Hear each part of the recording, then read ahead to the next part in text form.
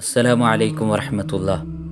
മദീനയിലെ ഭരണാധികാരിയാണ് മുഹമ്മദ് നബി സല്ലല്ലാഹു അലൈഹി വസല്ലം. ഒരിക്കൽ ഉമർ റളിയല്ലാഹു അൻഹു നബിയുടെ വീട്ടിലെത്തി. നബി ഈന്തപ്പനയോലയിൽ വിശ്രമിക്കുകയായിരുന്നു. ഉമറിനെ കണ്ടപ്പോൾ തിരുനബി എഴുന്നേറ്റു. ഉമർ നബിയുടെ അടുത്ത് തന്നെ ഇരുന്നു. റസൂലുള്ളയുടെ ശരീരത്തിൽ പനയോലപ്പാടുകൾ തെളിഞ്ഞു കാണുന്നുണ്ടായിരുന്നു.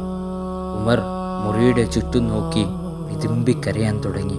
ഒരു കുഞ്ഞിനെപ്പോലെ പൊട്ടി പൊട്ടി കരഞ്ഞു. റസൂലുള്ള ചോദിച്ചു, എന്തിനാ ഉമർ താങ്കൾ കരയുന്നത്? റസൂലിൻ്റെ ശരീരത്തിലുള്ള പാടുകളായിരുന്നു ഉമറിനെ കരയിപ്പിച്ചത്.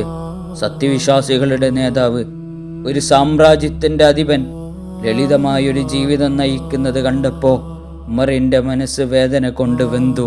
എളിമയുടെ പ്രവാചകൻ പറഞ്ഞു, ഉമർ, സുഖങ്ങൾ പെരുകിയാൽ സ്വർഗം നേടാനാവില്ല. രസങ്ങൾ കുറച്ചു മതി. എൻ്റെ മനസ്സ് ശാന്തമാണ്. എനിക്ക് പരാതികളില്ല. ഞാൻ കരയുന്നില്ല. ഉമർ, താങ്കളും കരയരുത്. നാം നമ്മുടെ ജീവിതം റസൂലുള്ളയുടെ ജീവിതവുമായി തട്ടിച്ചു നോക്കുക. നമുക്ക് മാറ്റം വരുത്താം. അല്ലാഹു അനുഗ്രഹിക്കുമാറാകട്ടെ.